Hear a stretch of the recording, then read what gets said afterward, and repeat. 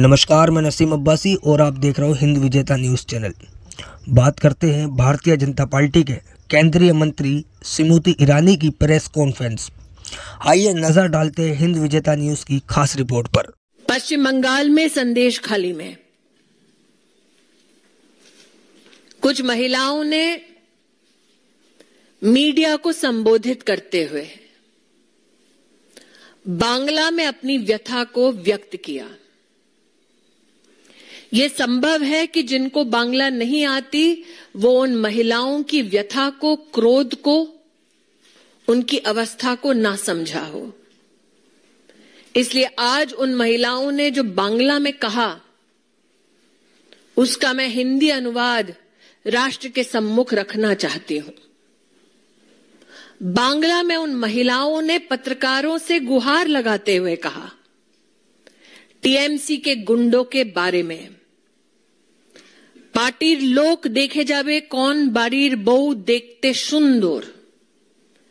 TMC के लोग घर घर जाकर देखते थे किस घर की कौन सी बहू सुंदर है, के कौन बॉयशी, उम्र में कौन कम है। ये बंगाल की संदेश खाली की महिलाएं पत्रकारों से बांग्ला में कह रही थी कि उनके पतियों को तुम्हें शामी होते पारो किंतु तुम्हार कोनो अधिकार नहीं। जिन औरतों को आइडेंटिफाई किया जाता उनके पतियों से कहा जाता कि तुम इसके पति हो सकते हो, लेकिन अब तुम्हारा इस औरत पर कोई अधिकार नहीं है। इन बांग्ला की संदेश खाली की महिलाओं ने पत्रकारों से कहा, निये चले जाबे रातेर पर रात, उठाकर ले जाते थे रात दर रात।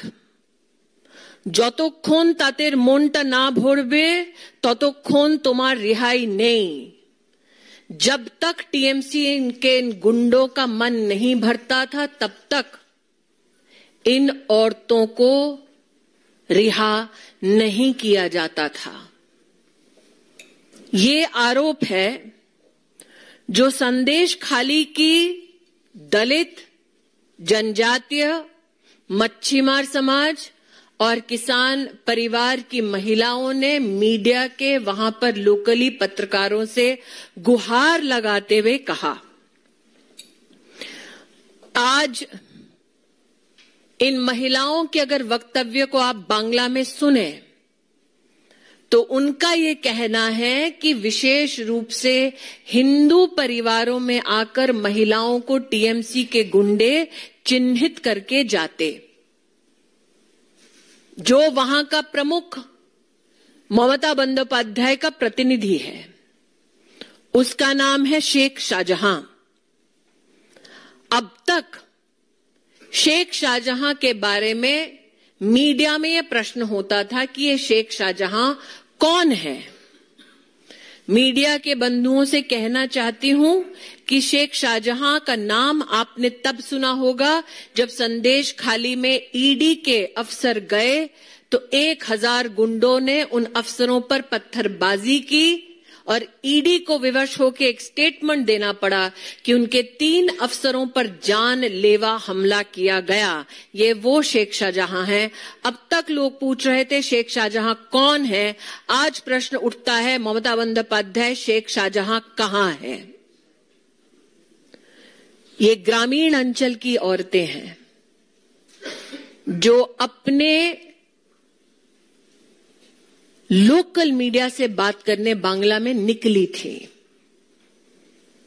वर्तमान में सेक्शन 144 उनके क्षेत्र में लगा दिया गया है ताकि इन औरतों का जमावड़ा रोका जा सके। आज मैं मीडिया के हर व्यक्ति से अपील करती हूं, उनकी भाषा किसी को समझ ना आए, लेकिन मैंने यहां पर जो अनुवाद किया है आपको उनका आक्रोश, उनके हालात समझ आए होंगे निश्चित। हिंदू नरसंहार पर सौदा कर ममता बंदोपाध्याय अपना सत्ता का साम्राज्य चला रही है, तो हम सब जानते हैं। घर घर जाकर ममता के गुंडे अब छोटी उम्र के हिंदू परिवार की बहुओं को उठवाकर उनका बलात्कार हो रहा है, उस पर ना कुछ कहती हैं और कहने वालों को विधानसभा से सस्पेंड करा देती हैं। ये अंधा राज चल रहा है। संदेश खाली की महिलाएं आपसे गुजारिश कर रही हैं कि उनकी व्यथा को समझे और पूछे, वेयर इज शेख शाहजहां। इस विषय पे आप लोगों को कोई सवाल हो तो पूछ सकते हैं।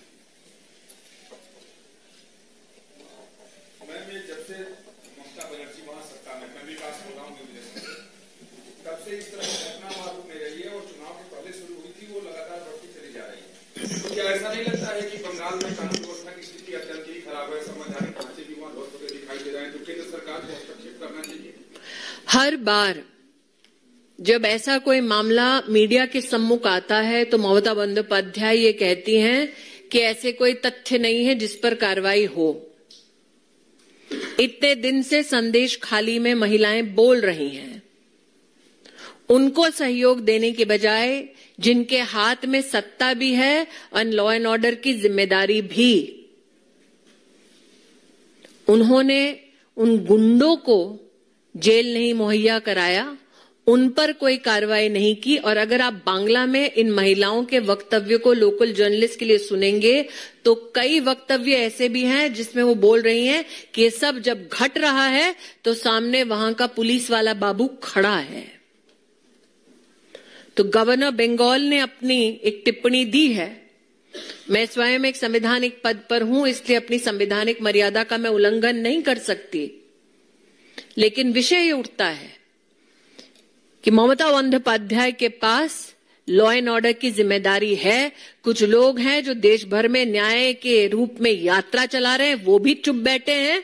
कुछ लोग हैं जो अलायंस की बात करते हैं, वो भी चुप बैठे हैं। ममता बंदोपाध्याय ये जानती हैं कि शेख शाहजहां विशेषतः जानबूझकर छोटी उम्र की हिंदू विवाहित महिलाओं का बलात्कार करवा रहे हैं। अब तक जब ये तथ्य लोकल मीडिया ने उनको प्रस्तुत किए हैं, तब तक उन्होंने कार्रवाई क्यों नहीं की? जिन लोगों ने कार्रवाई की, लेजिस्लेटिव असेंबली में मांग की, उनको सस्पेंड क्यों किया गया? राजनीति छोड़ दीजिए, आप सिर्फ मानवता की दृष्टि से इस विषय को देखिए।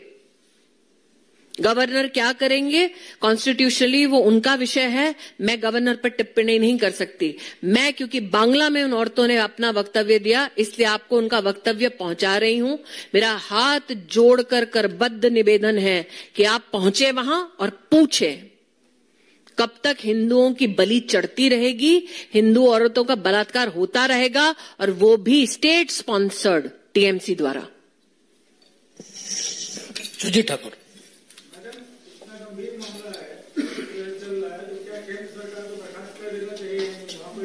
आप संवैधानिक प्रक्रिया जानते हैं, आप चाहते हैं कि मैं संविधान का उल्लंघन करूं, वो मेरे लिए संभव नहीं है।